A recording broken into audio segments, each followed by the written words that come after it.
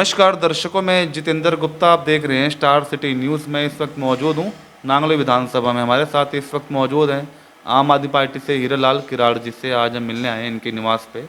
चलिए बात करते हैं इनसे। सर, मैं आपसे पहला सवाल कर लेता हूं। अब जैसे कि चुनाव जब होने थे अप्रैल के महीने में एमसीडी की, तो चुनाव टाले गए, थोड़ा इसके बारे में हम आपसे छोटा सा राय लेना चाहेंगे। देखिए, चुनाव तो टाले गए भारतीय जनता पार्टी के द्वारा, और चुनाव टाले गए एग्जैक्टली जब चुनाव आने की डेट थी तब टाले गए।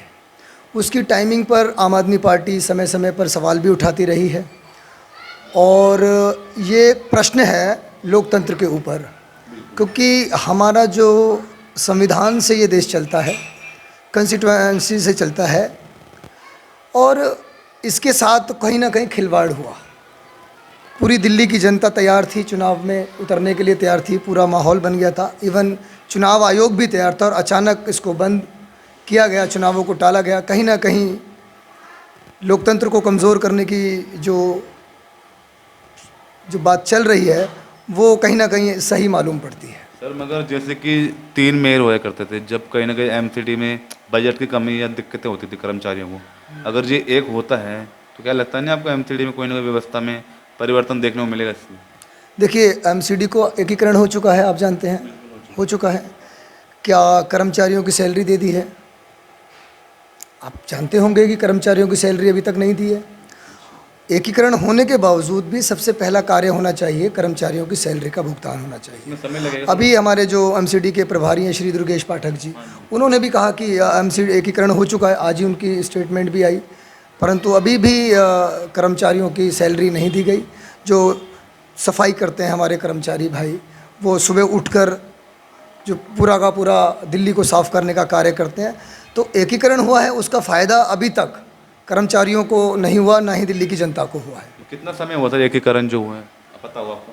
अब आपके सामने है, रोज़ न्यूज़ आ रही है कि एकीकरण हुआ, मेयर कमिश्नर साहब नियुक्त कर दिए गए हैं। नहीं हुआ सर, आप भी जानते हैं। ठीक है, अगर नहीं हुआ है तो उन्हें सबसे पहले सैलरी के कार्य करना चाहिए। आम आदमी पार्टी ये डिमांड करती है कि सैलरी पर सबसे पहले काम करें, और उनके कर्मचारियों को उत्थान हो, और जो कच्चे कर्मचारी हैं उन पर काम किया जाए। अभी इतने सालों से जो कच्चे कर्मचारी हैं उन पर काम होना चाहिए, और अगर इससे कोई प्रॉफिट है तो वो काम करने चाहिए, और उसी के लिए हम भी वेट कर रहे हैं, और दिल्ली की जनता को बेनिफिट हो, उसी की आशा हम भी करते हैं। हीरालाल जी, अब जैसे पार्षदों को जो समय जो कार्यकाल खत्म हो चुका है, अब जैसे एक कमिश्नर बना है, तो कैसी व्यवस्थाएं आप देखते हैं कि 272 सीटें जो हैं कैसे कवर होगा? ये इस सवाल का जवाब बेहतर तरीके से भारतीय जनता पार्टी दे सकती है कि कैसे होगा। पहले भी एक था निगम, परंतु हमें इस चीज़ का कोई भी आपत्ति नहीं कि एक था या 3 था या 2 था। हमें टाइमिंग पर हमारा सवाल था कि जब एक करना था तो बाद में भी हो सकता था एक। वो अगर सीटें आपने कम की, 272 से 250 सीटें आपने कम की, कितनी कम की, उससे कोई फ़र्क नहीं पड़ने वाला। कोई ज़्यादा, कोई बहुत ज़्यादा डिफरेंस नहीं है। वो आपने उसको एक किया, उसका कोई, हमें तो कोई बेनिफिट नज़र नहीं आ रहा है। और अब चुनाव होंगे जिसकी आशा बहुत कम नज़र आती है, चुनाव कराने की आशा बहुत कम नज़र आती है, और लोकतंत्र में चुनावों को लेट करना अपने आप में लोकतंत्र को कमज़ोर करने वाली बात है। अच्छा, दिल्ली में जो अतिक्रमण को लेकर जो जगह जगह चल रहे हैं बुलडोजर, जैसे आज आप देख रहे हैं पूरी दिल्ली में चल रहा है, इस पर क्या बोलेंगे? देखिए, पिछले 15 सालों से भारतीय जनता पार्टी, बीजेपी जो है वो काबिज है एमसीडी में, ये आपको मालूम है। और ये सवाल आज से नहीं है, इंक्रोचमेंट का सवाल पिछले 10-12 साल से चलता आ रहा लगातार। आपके पास सत्ता थी, आपके पास पावर है, आप सेंटर में भी रहे हो, आप एमसीडी में लगातार रहे हो।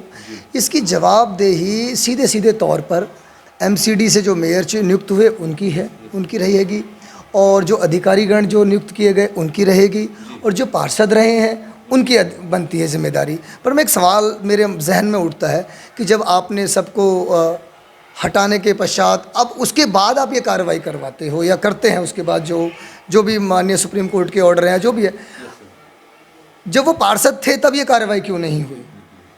प्रश्न ये है, क्या फिर जनता उनसे सवाल करती है? सबसे बड़ा सवाल ये कि जब वो निगम पार्षद ऑलरेडी थे, तब प्रश्न तब उठता, तब उनकी कैलिबर पर बात होती। मान लीजिए बीजेपी के भी मेयर थे, ओ सॉरी काउंसलर थे, कांग्रेस के भी काउंसलर रहे और आम आदमी पार्टी के भी काउंसलर थे, सभी के सभी हमारे तीनों काउंसलर थे। और तब जब ये कार्रवाई होती तब तीनों सारे पार्षद सदन में चर्चा करते, जनता उनसे सवाल करती, तब ये काम क्यों नहीं किया। अब अधिकारी ही कर रहे हैं, देखिए कर रहे हैं अपना, पर हम ये समझते हैं कि बसाकर तोड़ना वो बात ठीक नहीं है। उनको व्यवस्थित करना, उनको एक अमली जामा पहनाना चाहिए, उनके एक नए रास्ते, नए सॉल्यूशंस निकालने चाहिए। और दिल्ली को एक खूबसूरत दिल्ली बनाने के लिए राज्य सरकार को और केंद्र सरकार को और इवन एमसीडी को मिलकर कार्य करना चाहिए। और हम आगे अब चुनावों में आएंगे, अगर चुनाव होते हैं तो हमारी पूरी कोशिश है कि हम 250 सीटें होंगी या कितनी होंगी, और दिल्ली की जनता का पूरी तरीके से मूड और मन बन चुका है, क्योंकि ये उसी से डरे थे कि उससे डर कर इन्होंने इस डिसीज़न को लिया, अन्यथा नहीं लेंगे। हम तो बहुत छोटी सी पार्टी हैं और उससे डरने लगे हैं। ये हमारे लिए एक जीत और एक गौरव का विषय है, और क्योंकि हम काम की राजनीति करते हैं। माननीय हमारे मुख्यमंत्री अरविंद केजरीवाल जी, हम उनके नेतृत्व में कार्य करते रहेंगे, बस यही हमारा एक उद्देश्य। 1 अक्टूबर से सब्सिडी ख़त्म की जा रही सर। देखिए, ये इस बारे में जानकारी आपको ज़्यादा बेहतर होगी, परंतु जितना हम केजरीवाल जी को जानते हैं और दिल्ली की जनता उन्हें बहुत प्यार करती है, और वो हमेशा कहते हैं कि मैं दिल्ली का बेटा हूँ, और एक बेटा होने के नाते मैं दिल्ली के अपने पूरे परिवार का ख्याल रखता हूँ। और ये पूरी दिल्ली की जनता पूरे दिल से और मन से जानती है कि अरविंद केजरीवाल जी जो कहते हैं वो करते हैं, जो कहा वही किया। पहले दिन से आप अन्य राज्यों को भी देख लें, अन्य राज्यों में बिजली के क्या रेट्स हैं, अन्य राज्यों में भी आप देख लें। दिल्ली में 1 यूनिट भी बिजली पैदा नहीं होती है, आप देख लें। सड़कें आप देखें, ट्रांसपोर्टेशन आप देखें। आज ही की न्यूज़ है कि 150 बसेस, इलेक्ट्रिक बसेस उतारी हैं। रोड्स का रीडिज़ाइन किया जा रहा है, चांदनी चौक को कितना बेहतर कर दिया। हमारे माननीय विधायक श्री रघुविंदर शौकीन जी ने 650 बेड का एक हॉस्पिटल बन रहा है साहब, उसका उद्घाटन तक नहीं किया अभी विधायक जी ने अभी तक। और 650 बेड का भी 7-8 मंजिल तो शायद बन चुका है। फिर उन्होंने प्रयास किए, उस 650 बेड को 800 बेड के ऊपर लेके गए हैं, 800 बेड का बना रहे हैं उस हॉस्पिटल को। तो बेहतरीन से बेहतरीन काम हो रहे हैं। द्वारका के अंदर 1850 बेड का आप अगर कैलकुलेशन करें सर, नाना करते हुए 10,000 प्लस बेड के हॉस्पिटल्स पूरी दिल्ली में बन रहे हैं। आप मुझे बताइए, पूरे भारत के अंदर 10,000 बेड से प्लस हॉस्पिटल किसी पूरे देश में किसी राज्य की सरकार बना रही है? अच्छा हीरालाल जी, जैसे कि पर्यावरण या जल बोर्ड आज भी घाटे में चल रही है सर जी, इस पे क्या बोलेंगे?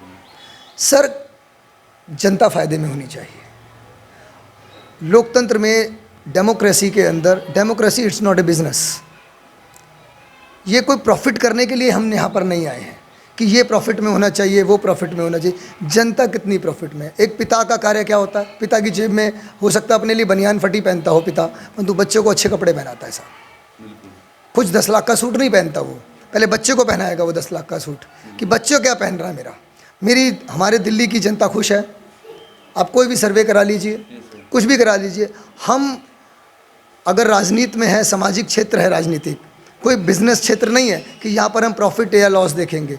हाँ, बैलेंस करनी होती है सिचुएशन, और बैलेंस की जानी चाहिए। एक पिता भी अपने परिवार को चलाने के लिए बैलेंस करता है, उसी प्रकार से अरविंद केजरीवाल दिल्ली का बेटा होने के नाते पूरा बैलेंस करके चला रहा है। और आप देखिए, घाटे की आप बात करते हैं तो जब दिल्ली सरकार जब आई थी तब कितना बजट था? 34-35 हज़ार के आसपास था, आज 74,000 करोड़ से ऊपर जा चुका है। तो हम तो घाटे में रह कर भी बेनिफिट में हैं, और आप बाकी के राज्यों को आप तुलना कर सकते हैं सर। और एक छोटा सा कोई मैसेज देना चाहेंगे आप लास्ट में? मैसेज सिर्फ यही देना चाहूँगा कि आई लव अरविंद केजरीवाल, और पूरे देश और पूरे भारत के लोगों को अरविंद केजरीवाल पे भरोसा करना चाहिए। और अरविंद केजरीवाल की जो मिशन है कि शिक्षा चिकित्सा का जो मिशन है, उससे देश की उन्नति, तरक्की और पूरे विश्व में नाम होगा।